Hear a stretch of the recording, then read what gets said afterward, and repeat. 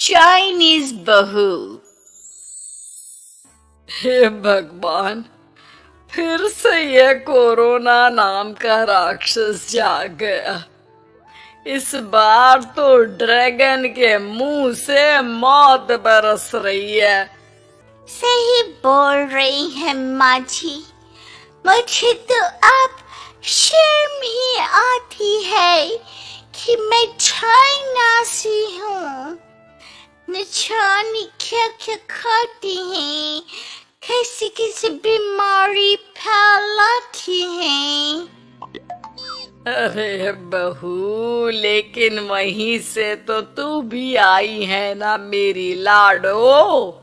तू तो अंडा भी नहीं खाती। माँ जी, अच्छा खासा सब ठीक हो गया था, लेकिन पता नहीं कैसे ये फिर निकल कर आ गया। काश चाइना वालों को थोड़ी सी और अकल होती तो आज हम लोगों से अपने यूं जुदा ना हो रहे होते। कोरोना की नई लहर से देश में हो रही मौतों और घर में बंद रहने के कारण हमारी चाइनीज बहू बहुत दुखी होती है। उसे लगता है कि भारत में जो कुछ भी हो रहा है वो उसी के कारण हो रहा है। अब हमारी चाइनीज बहू परेशान सी रहने लगी। अरे क्या बात है मेरी चाइनीज गुड़िया, आज तू एक्सरसाइज नहीं करेगी? अरे ना तो तूने जूस पिया है। क्या हो गया लाडो? कुछ नहीं मम्मी जी, बस अच्छा नहीं लग रहा। लोग मर रहे हैं और मैं जूस पीऊं। माँ जी, चाइना से आई ये महामारी और मैं भी तो चाइना से ही आई ना। अरे अरे बेटा, ऐसा ना सोच। सास पूरी कोशिश करती कि वो चाइनीज बहू को समझाए कि इस बीमारी के लिए वो खुद को दोषी ना समझे, लेकिन माँ जी, मैं आज खाना नहीं खाऊंगी। अब सबका खाना बना दिया है। मैं कमरे में जा रही हूँ, प्लीज डिस्टर्ब मत करना। सास ने अपनी हंसती खेलती बहू का ये रूप तो कभी देखा नहीं था, लेकिन करती भी तो क्या। अगले दिन सुबह सुबह, अरे ये पूरे घर से स्वादिष्ट खाने की महक आ रही है। ये कौन है जो चाय बनने के वक्त लंच बनाकर तैयार कर रहा है? वो किचन में आती है जहाँ चाइनीज बहू ने शुद्ध वैष्णव खाना तैयार कर रखा था। अरे बहू, सोई नहीं क्या जो इस वक्त इतने प्रकार का खाना बना लिया? हाँ माँ जी, क्या करे, जब दिल में बोझ हो तो नींद नहीं आती। तभी तो मैंने सोचा मैं गरीब और जरूरतमंद लोगों को खाना पहुंचा दूंगी। वो ढेर सारा खाना रोज बनाती और गरीब और बेसहारा लोगों में बांटती। क्या कर रही है बहू? कितने दिनों से देख रही हूँ तू अच्छे से सोती भी नहीं है। क्यों कर रही है लाडो?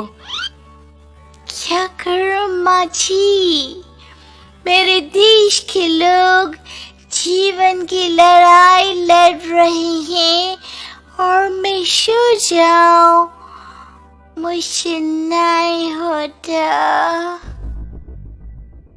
एक दिन चाइनीज बहू पीपीटी किट पहनकर खड़ी होती है। अरे ये क्या बेटा, खाना देने जा रही है या लड़ाई लड़ने? माँ जी, मैं कुछ दिनों के लिए घर नहीं आऊंगी। मैंने सोचा है कि मैं घर से बाहर रहकर कोरोना के मरीजों की देखभाल करूंगी। ओ प्लीज प्लीज, आप मुझे रोकना नहीं। नहीं नहीं बहू, ये तो तूने बहुत ही नेक काम सोचा है। बस बेटा तू अपना ख्याल रखना।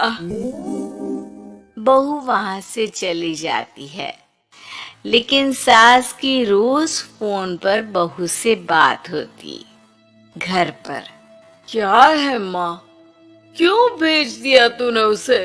बाहर कितना खतरा है, उसे कुछ हो गया तो? अरे बिल्कुल चिंता न कर, उसने सारे नियम कायदे को फॉलो किया है। अरे वो बिल्कुल ठीक रहेगी। और अगर मैं उसे मना कर देती ना, तो उसकी अंतरात्मा उसे सोने नहीं देती।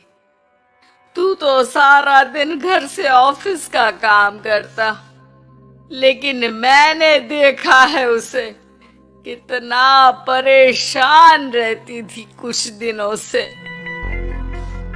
हाँ वो भी है।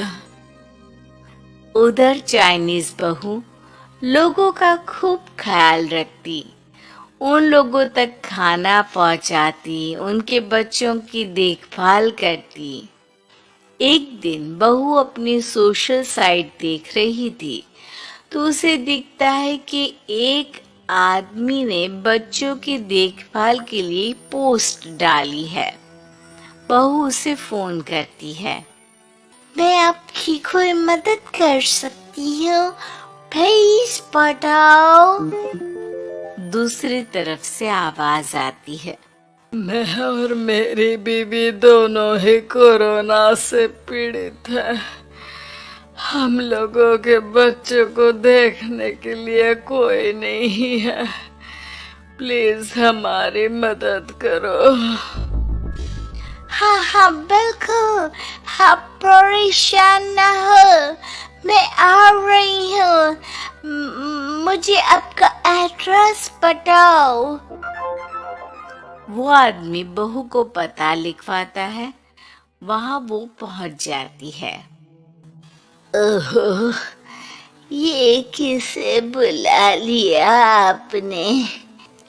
ये तो चाइनीज है, इसी के कारण तो हम लोगों का देश इस परेशानी से जूझ रहा है। अरे पर ये तो हिंदी में बात कर रही थी। तभी बीवी की ऑक्सीजन लेवल गिरने लगती है। ये क्या हो रहा है? आप टेंशन क्यों ले रहे हैं? जल्दी से इन्हें अस्पताल लेकर जाइए। रुकिए, मैं आपको एक अस्पताल में बेड भी दिला देती हूँ। वो मेरे अंकल का अस्पताल है। चाइनीज बहू फोन पर बात करके उन लोगों को बेड दिलाती है, जहाँ पति की भी तबीयत खराब हो जाती है, और दोनों को बेड दिलाकर बहू घर में बच्चों की पूरी देखभाल करती है। सास का बहू पर फोन आता है। अरे मेरी चाइनीज गुड़िया, कैसी है रे तू? अरे माँ, पीछे की गली में ही हूँ मैं। वो खालिया लोग है ना, उन दोनों हस्बैंड वाइफ को कोरोना हो गया था। मैंने उन लोगों को श्रीवास्तव अंकल के अस्पताल में भर्ती करवा दिया है। और अब मैं न मार्ची उन दोनों बच्चों का ख्याल रख रही हूँ। अरे जीती रे बेटा, कोई जरूरत हो तो बता देना।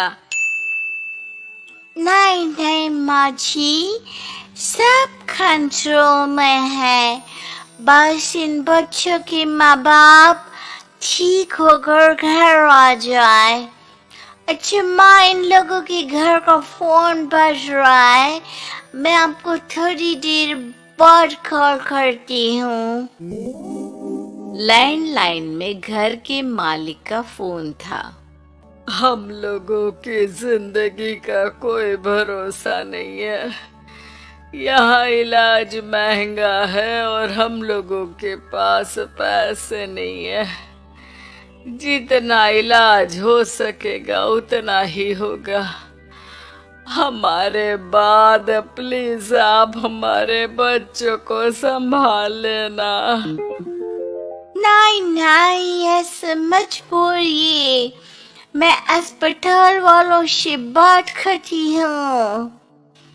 बहू अपनी बैंक से अस्पताल वालों को पैसे दे देती है और फोन पर कहती है, हनी आप लोगों के अकाउंट में पैसे डाल दिए हैं, इन दोनों का अच्छे से इलाज होना चाहिए।